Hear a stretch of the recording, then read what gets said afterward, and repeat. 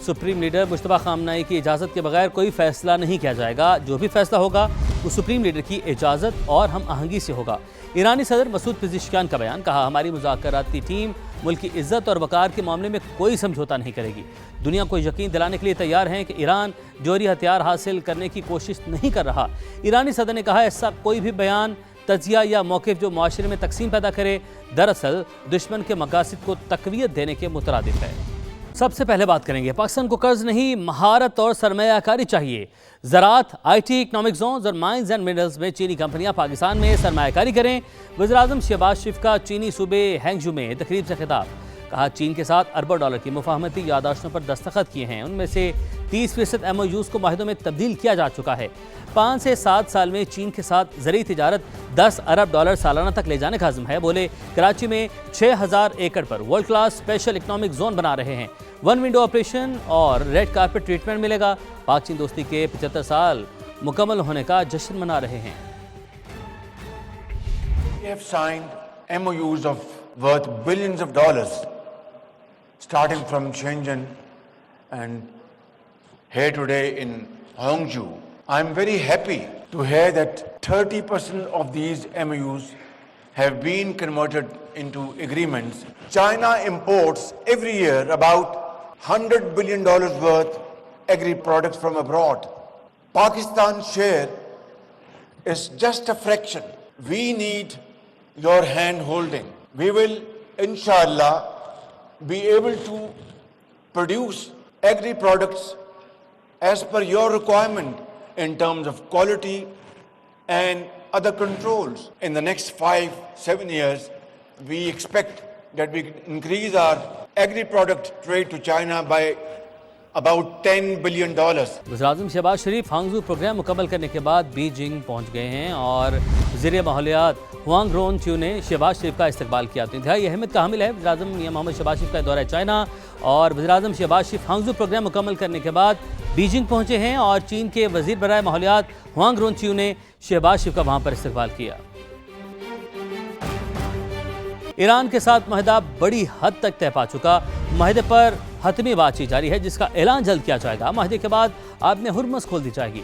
अमरीकी सदर का सोशल मीडिया पर बयान। डोनाल्ड ट्रंप ने लिखा, कई मुस्लिम ममालिक के रहनुमाओं से बातचीत की है जिनमें सऊदी वली अहद मोहम्मद बिन सलमान, UAE और कतर के रहनुमा शामिल हैं। पाकिस्तान के फील्ड मार्शल सैयद आसिम मुनीर, तुर्की, मिस्र, उर्दन और बहरीन के रहनुमाओं से भी मुफाहमती यादाश्त के तमाम अमूर पर निहायत अच्छी गुफ्तगू हुई है। उधर अमरीकी सदर ने ईरानी कश्तियों पर हमले का AI पोस्टर भी शेयर कर दिया। पोस्टर में अमरीकी ड्रोन ईरानी कश्तियों पर बमबारी कर रहा है। पोस्टर में हस्पानवी ज़बान में अलविदा लिखा हुआ है। सुप्रीम लीडर मुश्तबा खामनाई की इजाज़त के बगैर कोई फैसला नहीं किया जाएगा। जो भी फैसला होगा वो सुप्रीम लीडर की इजाज़त और हम आहंगी से होगा। ईरानी सदर मसूद पिज़ेश्कियान का बयान। कहा, हमारी मुज़ाकराती टीम मुल्क की इज्जत और वक़ार के मामले में कोई समझौता नहीं करेगी। दुनिया को यकीन दिलाने के लिए तैयार हैं कि ईरान जौहरी हथियार हासिल करने की कोशिश नहीं कर रहा। ईरानी सदर ने कहा, ऐसा कोई भी बयान, तजिया या मौक़िफ़ जो माशरे में तकसीम पैदा करे, दरअसल दुश्मन के मकासद को तक़वियत देने के मुतरादिफ है। अफसोसनाक खबर शामिल करते हैं। चमन फाटक धमाके में शहादतों की तादाद 14 हो गई है। शोहदा में FC के 3 जवान भी शामिल हैं। जख्मी में ख़वातीन और बच्चे भी शामिल हैं जिन्हें अस्पताल मुंतकिल कर दिया गया। मुआविन वज़ीर आला बलूचिस्तान शाहिद रिंद का कहना है, दहशतगर्दों ने निहत्ते शहरियों को निशाना बनाया। हमला अम दुश्मन अनासिर की बुज़दिलाना कार्रवाई है। अवामी मकामात को निशाना बनाना दहशतगर्दों की बौखलाहट का सबूत है। शोहदा की कुर्बानी रायगा नहीं जाएगी। शवाहिद इकट्ठे करने और तहकीकात का अमल जारी है। सदर मुमलिकत और वज़ीर-ए-आज़म की चमन फाटक धमाके की मज़म्मत। सदर ज़रदारी ने कहा, दुश्मन अनासिर पाकिस्तानी अवाम को नुकसान पहुँचाने के साथ पाकिस्तान की आलमी अमन काविशों से तवज्जो हटाना चाहते हैं। दुनिया दहशतगर्दों और उनके सरपरस्तों का असल चेहरा देखे। अमन, इस्तेहकाम और कौमी सलामती के खिलाफ हर साजिश को नाकाम बनाएंगे। शोहदा का खून रायगा नहीं जाएगा। वज़ीर-ए-आज़म ने कहा, दहशतगर्दी की बुज़दिलाना कार्रवाइयाँ पाकिस्तानी अवाम का अज़्म कमज़ोर नहीं कर सकती। दहशतगर्दी के खात्मे के लिए पुरअज़्म हैं। मासूम शहरियों को निशाना बनाना इंसानियत के खिलाफ जुर्म है। पूरी कौम गम की इस घड़ी में बलूचिस्तान के अवाम के साथ खड़ी है। कोयटा विफाकी वज़ीर दाखिला ज़िला बलूचिस्तान की ज़ेर सदारत इजलास। IG बलूचिस्तान ने चमन फाटक धमाके की इब्तदाई रिपोर्ट पेश की। इजलास में मासूम लोगों पर बुज़दिलाना हमले की मजम्मत की गई। मोहसिन नकवी ने कहा विफाकी हुकूमत दुख की घड़ी में बलूचिस्तान हुकूमत के साथ खड़ी है। दरिंदों ने मासूम लोगों को निशाना बनाकर बदतरीन सफाकत का मुजाहरा किया। वज़ीर आला बलूचिस्तान सरफराज बुगटी ने कहा फितौन हिंदुस्तान के दहशतगर्दों को मंतकी अंजाम तक पहुँचाएंगे। शोहदा के ख़ानदानों को तनहा नहीं छोड़ेंगे। खैबर पख्तूनख्वा में गुज़िश्ता 48 घंटे के दौरान मुख्तलिफ मकामात पर खुफिया इतलात पर ऑपरेशन। सिक्योरिटी फोर्सेस ने भारतीय प्रॉक्सी फितौन ख़वारिज के 11 दहशतगर्दों को हलाक कर दिया। ISPR के मुताबिक ऑपरेशन दत्ताखेल और शिमाली वज़ीरिस्तान के इज़ला में किए गए। मारे गए दहशतगर्द इलाके में कत्ल और एक गवाह समेत मुतअद्दिद वारदातों में मुलविस थे। उनके कब्जे से असलहा और गोला बारूद भी बरामद हुआ। मज़ीद ख़वारिज दहशतगर्दों की मुमकिन मौजूदगी के पेश नज़र सैनिटाइजेशन ऑपरेशन जारी है। अस्करी तर्जुमान का कहना है कि भारतीय स्पॉन्सर दहशतगर्दी के खात्मे तक कार्रवाइयाँ जारी रहेंगी।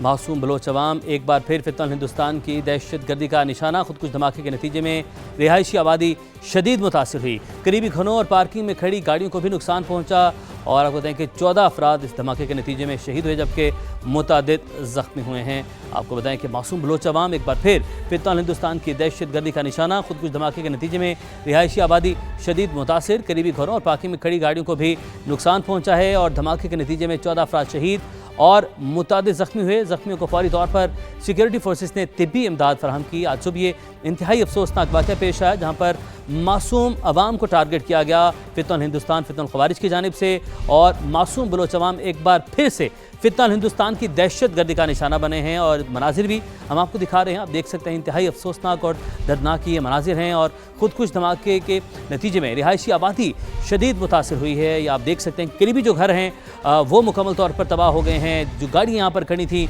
उन्हें नुकसान पहुँचा है और 14 कीमती जानें जो हैं वो ज़ाया हुई हैं। 14 अफराद शहीद हुए हैं और कई ज़ख्मी हैं। ज़ख्मी को फौरी तौर पर सिक्योरिटी फोर्सेस ने तिब्बी इमदाद फराहम की और ये हम आपको मनाजिर भी दिखा रहे हैं कोयटा के उस मकाम के जहाँ पर फितौन हिंदुस्तान ने आम आवाम को निहत्ती आवाम को उन्होंने निशाना बनाया और अपने मज़मूम अज़ाइम के साथ उन्होंने नापाक जसारत की है, ये कोशिश की है और इस अफसोसनाक धमाके के नतीजे में 14 अफराद शहीद और कई अफराद ज़ख्मी हैं। और आप देख सकते हैं कि धमाके से करीबी घरों में पार्किंग में खड़ी गाड़ियों को नुकसान पहुंचा है, इमारतों को नुकसान पहुंचा, जो घर हैं यहाँ पर उन्हें शदीद नुकसान पहुंचा है और 14 अफराद शहीद हैं जबकि कई अफराद ज़ख्मी हैं जिन्हें फौरी तौर पर सिक्योरिटी फोर्सेस ने तिब्बी इमदाद फराहम की। फितौन हिंदुस्तान आम शहरियों को निशाना बना रहा है। फितौन हिंदुस्तान अमन इस्तेहकाम को सबूताज करने की मज़मूम कोशिश कर रहा है।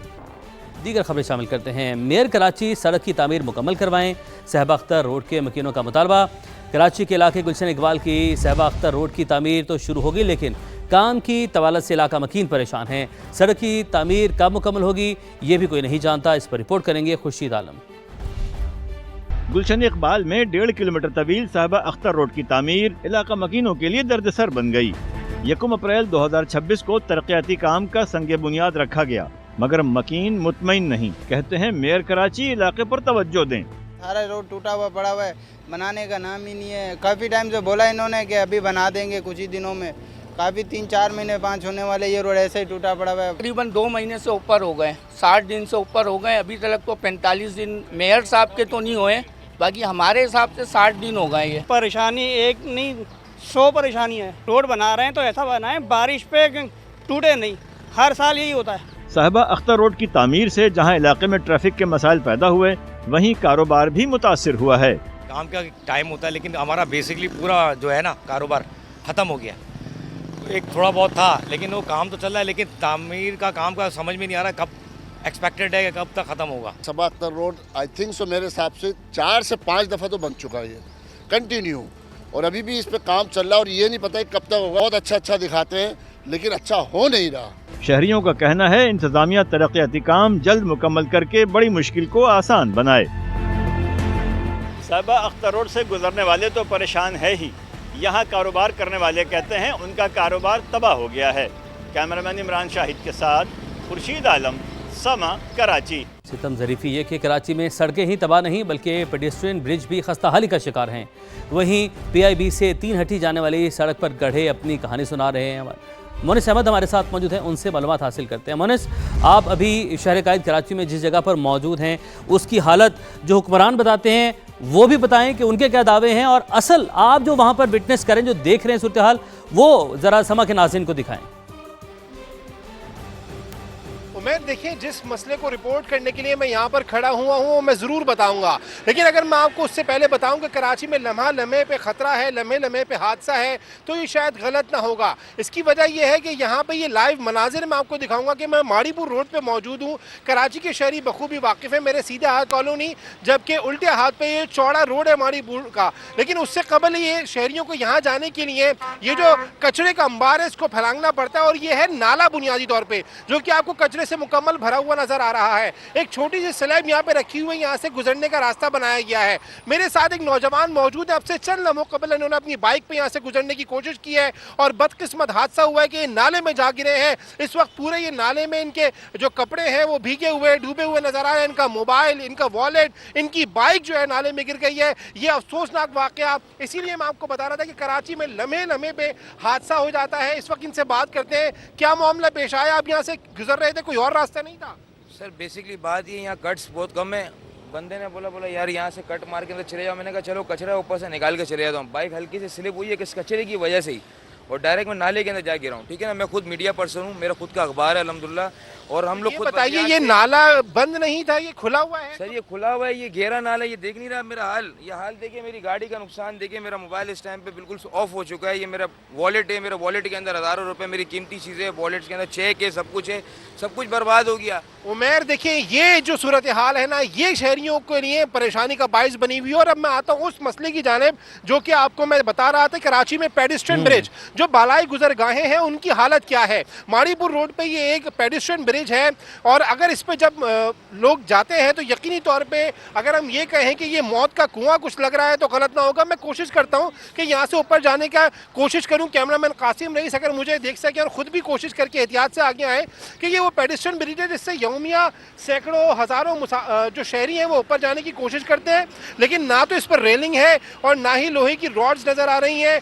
बमुश्किल इसमें जो है कुछ बाकियात हैं पेडिस्ट्रियन ब्रिज की। कैमरामैन कासिम रईस में कहूँगा ये फोकस कीजिए कि तमाम जो इसकी प्लेट्स हैं, तमाम जो इसका जो लोहा है वो गायब हो चुका है, और यहाँ से जो शहरी हैं वो सफ़र करते हैं। अभी हम यहाँ रिपोर्ट करने के लिए खड़े हुए थे तो कई बुजुर्ग ख़वातीन, बच्चे यहाँ से गुजर रहे हैं, और यकीन जानिए ये हर लम्हा मौत को दावत दे रहा है पेडिस्ट्रियन ब्रिज। लेकिन ये सिर्फ एक पेडिस्ट्रियन ब्रिज नहीं है उमैर, इस तरीके से शहर में दर्जनों पेडिस्ट्रियन ब्रिजेज हैं, जो कि कोरंगी में है, सदर के इलाके में है, गुलशन इकबाल में जो BRT रेड लाइन बन रही है उसकी जद में आके तकरीबन 10 पेडिस्ट्रियन ब्रिजेस को ख़त्म कर दिया गया। शहर में जगह जगह मसाइल हैं। जब हुक्मरानों को ये तवज्जो दिलाई जाती है, ख़ास तौर पे समा की जानिब से, तो हमने देखा है कि बहुत ज़्यादा जो है उसका बुरा माना जाता है। लेकिन ये वो हक़ाइक़ हैं जो कि झूठ नहीं कह रहे हैं। यहाँ से चलना भी जो है मुझे दुश्वार लग रहा है, और बहुत ही मुश्किल सूरत हाल का सामना है। इस वक्त भी लोग ऊपर जा रहे हैं, और मुसलसल यहाँ से जो बड़ी तादाद में ख़वातीन हैं, बच्चे हैं, इन पेडिस्ट्रियन ब्रिजेस से गुजरते हैं, तो उनके लिए तमाम जो हर वक्त हादसे का ख़तरा मौजूद रहता है। सड़कें टूटी हुई हैं, पानी के मसाइल हैं, इसके अलावा जो मसाइल तो बेतहाश हैं। और मोहन साहब, जैसे कि देख सकते हैं अभी आपने जिस तरह एक नौजवान यहाँ पर गिरे हैं, तो खुदा न खास्ता कोई कम उम्र बच्चा गिर जाता तो शायद उसकी जान भी जा सकती है। आपने बिल्कुल ठीक फरमाया यहाँ पर कि हर मोड़ पर, हर कदम पर जो है आपकी ज़िंदगी के लिए ख़तरा है। यहाँ पर फरवा हमारे साथ मौजूद हैं, बनोरी टाउन से, उनकी जानिब बढ़ते हैं। फरवा, आप जिस इलाके में मौजूद हैं, इसकी सूरत हाल ज़रा बताइएगा। हुक्मरान जो है वो तो दावे कर रहे हैं कि मुकाबला दीगर शहरों, दीगर सूबों से नहीं, जो तरक्की याफ्ता ममालिक हैं उनके साथ हैं, तो यहाँ पर क्या मनाजिर आप देख रही हैं, और हमारे नाज़रीन को दिखाइएगा ज़रा। हर जो मसला है वो जमशेद टाउन के इलाके में मिलेगा, चाहे वो गैस का मसला हो, चाहे वो बिजली का मसला हो, चाहे वो पानी का मसला हो। और गलियों की तो वो हालत है कि टूट फूट का शिकार, साइल का गढ़ बन के रह गया है जमशेद टाउन।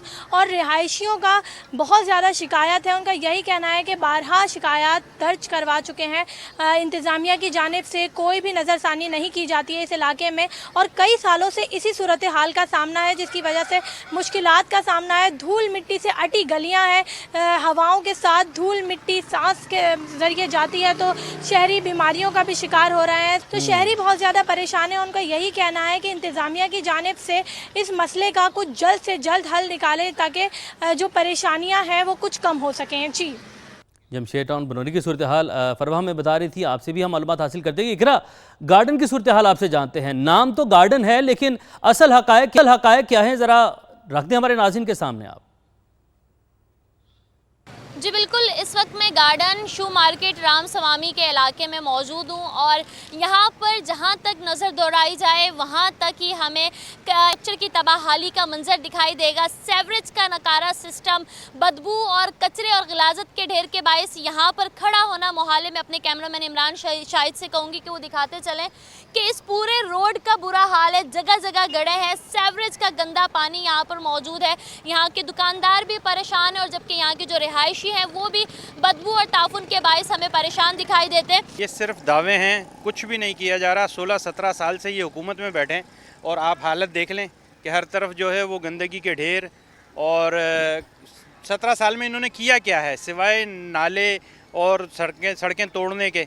हर तरफ खोद के रख दिया है। हालात अबतर से अबतर करते जा रहे हैं। आपने देखा कि यहाँ के रिहायशी लोग हमारे साथ मौजूद थे और वो यही शिकवा करते हैं कि हुकूमत जो है वो वोट लेने से कब्ल जो है वो बड़े बड़े दावे और वादे तो करती है, मगर वोट लेने के बाद इंतज़ामिया ऐसे गायब होती है कि हमारे मसाइल जूं के तू ही रहते हैं। कि तमाम तर जो यहाँ गार्डन की जो सड़क का पूरा बुरा हाल है, आवाम परेशान है। उनका यही कहना है कि इंतज़ामिया को चाहिए कि उन्होंने जो दावे और वादे हमसे किए थे वो जल्द वफा करें और हमारे इंफ्रास्ट्रक्चर की बहाली के लिए, बेहतरी के लिए बेहतर इकदाम किए जाए। तो हर जानिब तबाही है। इकरा आपने अपडेट किया, फरमान ने अपडेट किया, मोनस ने हमें अपडेट किया। आप तीनों नुमाइंदगान का बहुत शुक्रिया।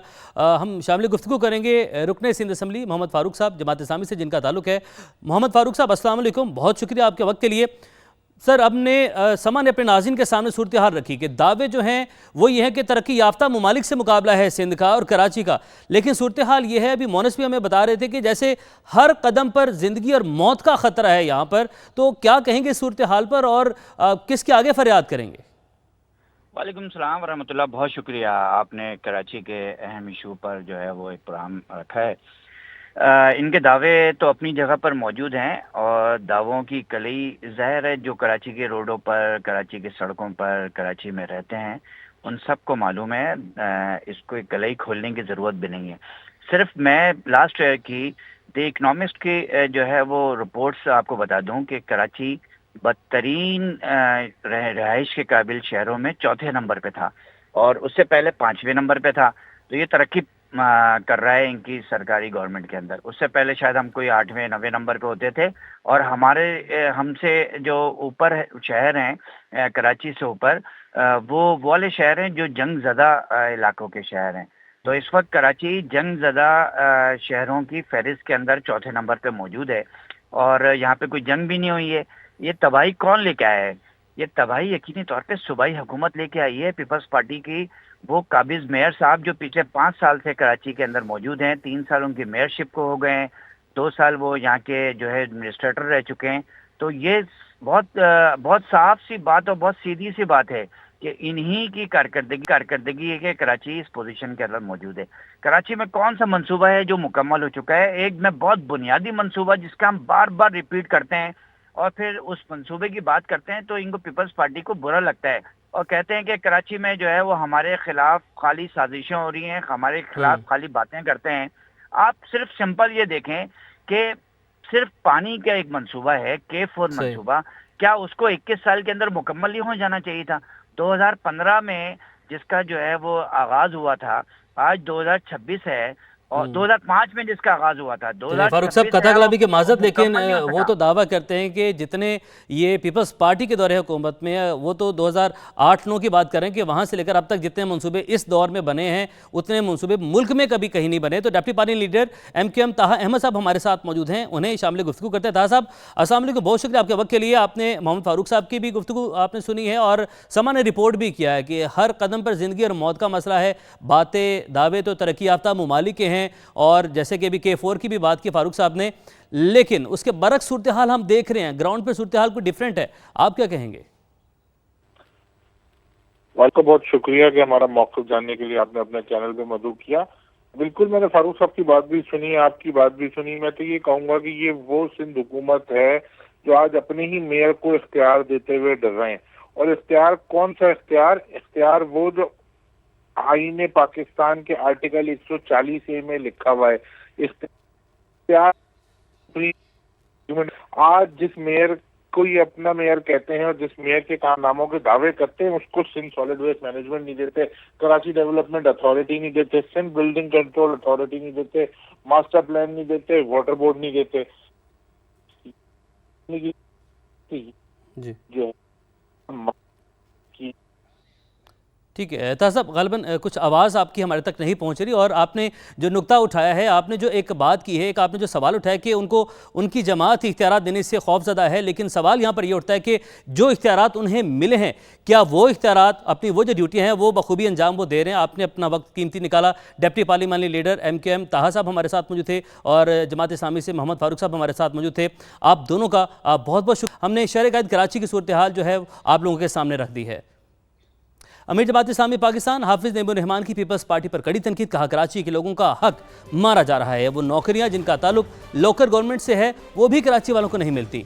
मुकाबले के इम्तिहान में वडेरों को नवाजा गया। कराची के लोगों के साथ तासुब बढ़ता जा रहा है। सड़कें टूट फूट का शिकार हैं, हर तरफ कचरे के ढेर हैं। पानी की किल्लत है, केफ और मनसूबा ताखीर का शिकार। इंडस्ट्री का बेड़ा भी गर्क कर दिया गया है।